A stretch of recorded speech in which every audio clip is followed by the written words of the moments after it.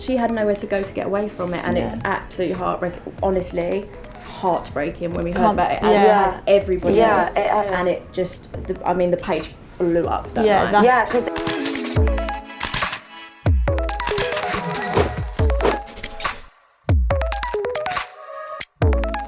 hello and welcome to House of Influence. I'm Talina and I'm here on the sofa with Coral and Paige. Hello. Hello, lovely ladies. Coral and Paige are the founders of It's Okay, Need to Talk, which is an online mental health service. Is probably the best way I would describe it, but I would like you guys to tell us a little bit more about it. So it's a sort of Instagram page that anyone who's suffering with anything in their lives can message us at any time. We reply to every single message, which is something that we get a lot of praise for, because not many people do. There's so many mental health services, really good services, such as Shout or the Samaritan's text line, things like that, where there's a limit on the amount of back and forth you can have on the conversation. So you get, for example, with Shout, which we fully recommend people, definitely. They do back and forth instant messaging, but sometimes there's a delay on the messages for a start. And the other thing that is a bit different from our page is that they have a 48-hour limit. So if you contact some of these mental health services within 48 hours of originally contacting them, they won't be able to help you. They say for their own boundaries. You're not able to help you. So we try to bridge that gap where you are able to come to us at any time. We signpost to different services, but there's no limit on come to us every day. That's amazing, because it's also like a kind of stopgap for people who can't access mental health services, such as therapy, or also kind of don't know how to access these mental health services, which I want to talk about a little bit in a second. But how did this come about then? So in March last year, so March 2019, after Mike from Love Island died, I decided to start a support page for anyone suffering and for anyone who needed to talk.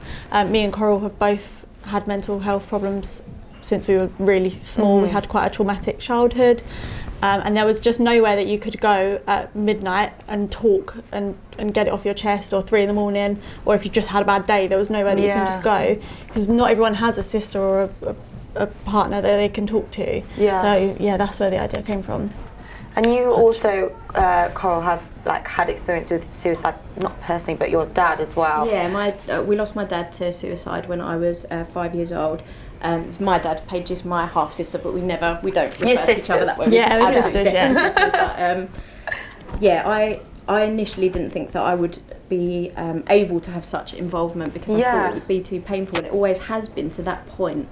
But we both started having therapy last year. We both actually see the same therapist, which is, I know, is really unusual, but that is so we're unusual. so close, and we sometimes go in on each other's sessions and things like that. So since I started having therapy, I've become much more open to the idea that you can go one way or the other. So I've always been really tried to push away the mental health aspect, because it's something that's hurt me so badly, hurt so many, obviously everyone is affected in that way. But now I feel like I can use it to help other people, and the feedback we get, we know is definitely working. And and it's great that you can use something that's been really difficult for you for good, which I think is amazing. And I guess with therapy as well, it's like a taboo. It's like, oh God, you go to therapy. It is. I go to therapy. I think it's a normal thing to do. My therapist is in therapy. No. She said that if you're part of I don't know her exact, the group that she's in, British Counselling, there's a regulatory board that she's with, where you have to see a therapist once a month. You have to be a qualified counsellor under that regulation. So do doctors, so do police. Because there's so much pressure on you to answer so many different things, and some of them will affect your personal views, your stuff that's happened to you in your life. Some of them will bring up memories for you, so you have to have that out there. Because you guys in a way are a form of therapy, and it's like you are taking on people's stuff that they're going through, for lack of a better word.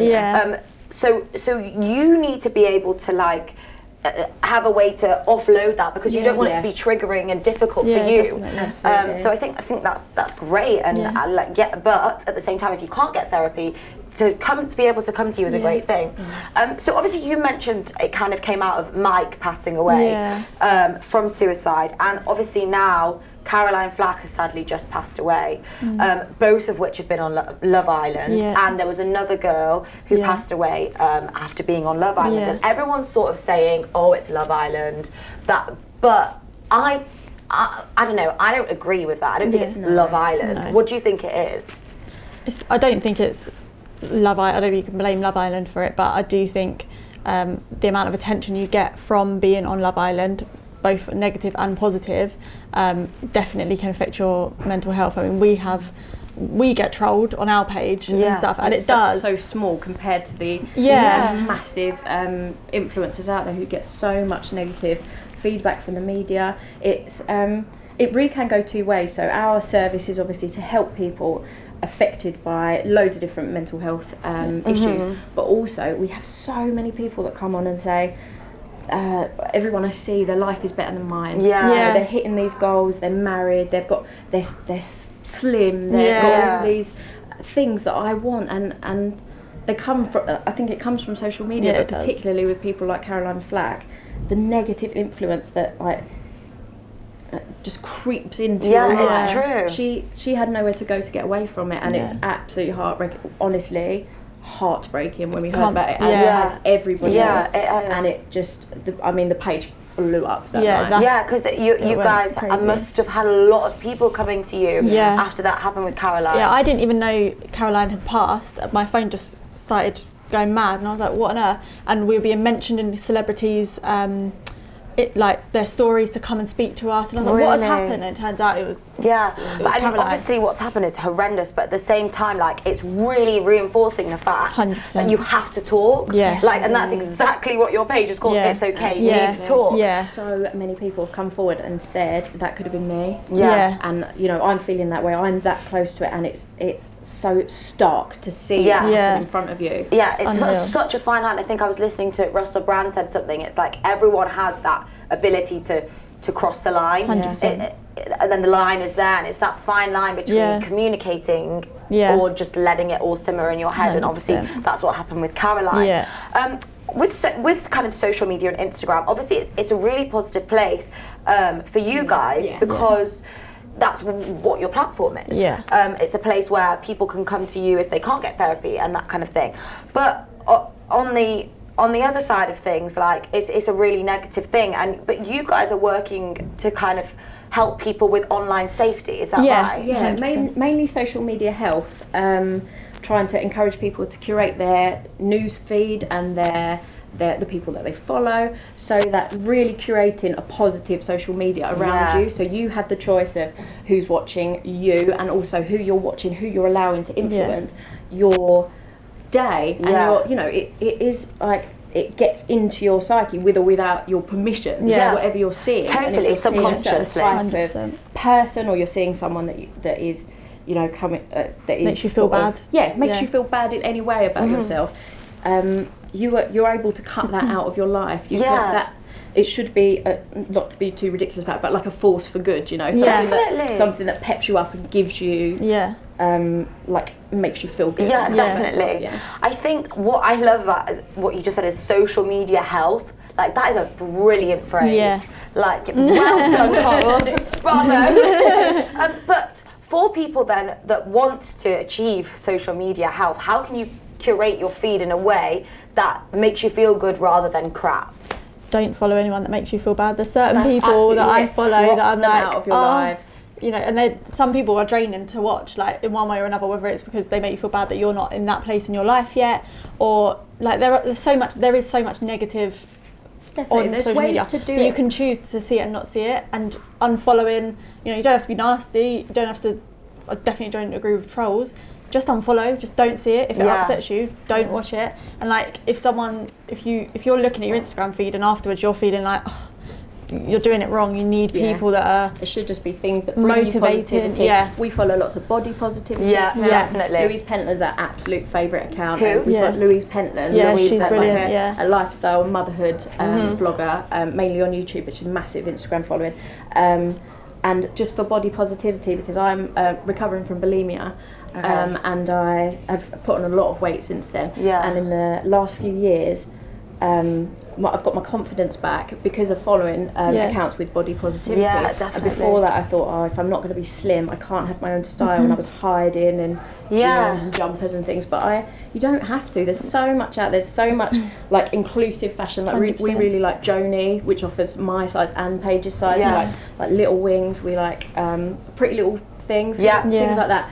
That are inclusive and body positive, so it's not, if you can't fit in this, you can't wear it. Yeah, because I also like think brands that just offer you can wear it if you want to. Yeah, and because also, like, you know, you have when you go somewhere like Topshop, for example, you've got like the petite section, the tall section, the plus size section. But it's nice when there's brands that it's like, no, it's not discriminating. Yeah, you wear what you want to wear. It's everything. If that suits you and you think you want to wear it, put it on your body. 100%. I also want to ask you, how can we be more kind of healthy with our relationship with social media? Like, have you got any tips on that? Because, for example, one thing I find really helpful is not looking at my phone for the first hour of the morning, unless to listen to meditation, of course. I put my phone on airplane mode at night time because I can't, like, if I need time to switch off, I won't put my phone down, like, unless I've physically don't see anything coming through. It's so easy to just go on and scroll. You just go, and I go Facebook, Instagram, Snapchat, and I just go back to them. Like, that's all I do, and it's a waste. Like, it honestly is. If you're not on there for a purpose, you're not getting anything out of it. I log out of my apps. And I've also seen, I haven't tried it yet, but it's something we're going to try. Put your phone on a grayscale. So I do that, black and white. When you're scrolling, you tried it first. When you're scrolling through, it's just not interesting. Nothing so you pops put it out down. at you. Everything is exactly the same. You're so scrolling through a news feed. There's nothing that jumps out at you. So grayscale. So that's a good way. Grayscale your phone. To, I didn't think it worked, but I literally was on there like 2 minutes, and I was like, I'm so bored. I'm turning it off, and I went into something else. That's such a good tip. Okay, that's a great tip. I like that. Really you guys also have anxiety relief bracelets. Yeah. We do. You're wearing them. So what are these bracelets? So when I was younger, I got diagnosed with PTSD at about 5 years old. Wow. So like flashbacks, panic attacks, things like that. And one of the things pretty much every psychiatrist I saw told me to do was use the elastic band technique. So put an elastic band, hairband, whatever, around your wrist and ping it when you're having, for me it was if I was having a flashback, if I was having a panic attack. It can be for self-harm, to like dispel thoughts of self-harm. And at like sort of halfway through last year, I was like, people was always asking me, why do you have an elastic band on your wrist? So I decided to make these, so they're pretty, no one has to know what they're for, and they all have positive quotes on. Can you give us some examples? I've got Fearless on mine today because I was a bit nervous about driving up. And I've got Believe and Inspire. You can add little angel wing charms. They come in every colour as well, loads of different sizes as well, so obviously we're going to be really inclusive. And you just literally use them. The charms are really prominent on them so that they give you a little bit of a physical ping sensation, and that's the whole point of the elastic band technique. People do use it to for self-harm, as Paige said, to try not for self-harm, to stop self-harm, with self-harm, to dispel the thoughts, to give you a non-permanent like you still get the reminder release that you're and the feeling without having a permanent scar, because you don't deserve to have to live with today's feelings for the rest of your life. And evidence of today's feelings. And people count the beads, don't they? Square breathing as well. Yeah, so do you know grounding, like the anxiety technique grounding, so you can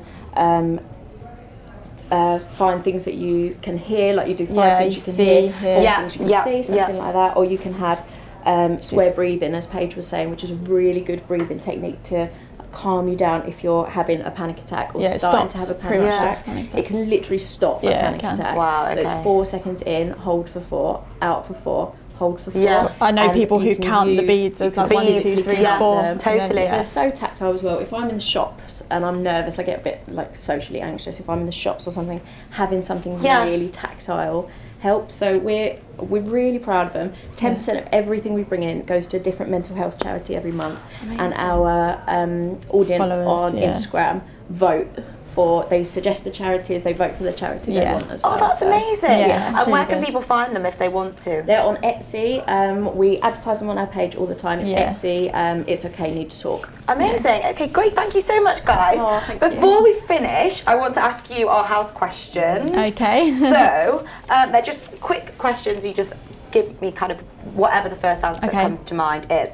So, out of all of the influencers you follow, who are you most inspired by and recommend to follow? I know you kind of said it before, but I want you to repeat it so we've got it. Mine is definitely Louise Pentland. She's been an incredible inspiration to me. Mine's part-time working mummy, I think. She's amazing. Yes, Part-time she working is mum. amazing. She's Have you fab. heard of her? No, I've not heard. She's amazing. She's overcome domestic violence. She's had a horrendous life. She's got an amazing book out called Patchwork Life. She has got the happiest, most beautiful, what she calls a patchwork family, which is built from stepchildren and her husband. The families are blended. Yeah.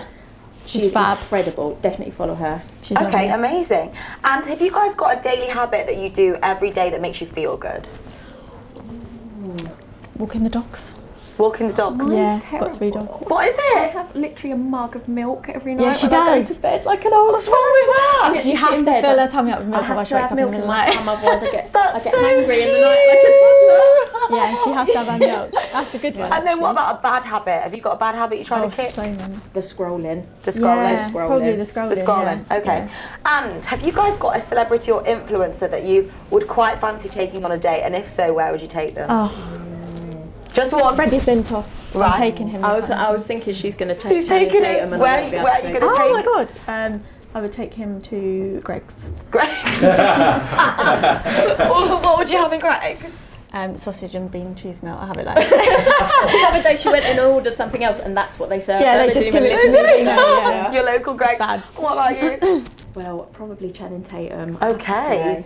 And where would you take Even Channing? run for his money, just home. Just home. Yes. And have you guys got a follower on your page that you would like to give a shout out to and say thank you? There's so many. We have to do. Okay, we've got one each. Lauren, who is our she's little amazing. darling. She's Lauren Jade.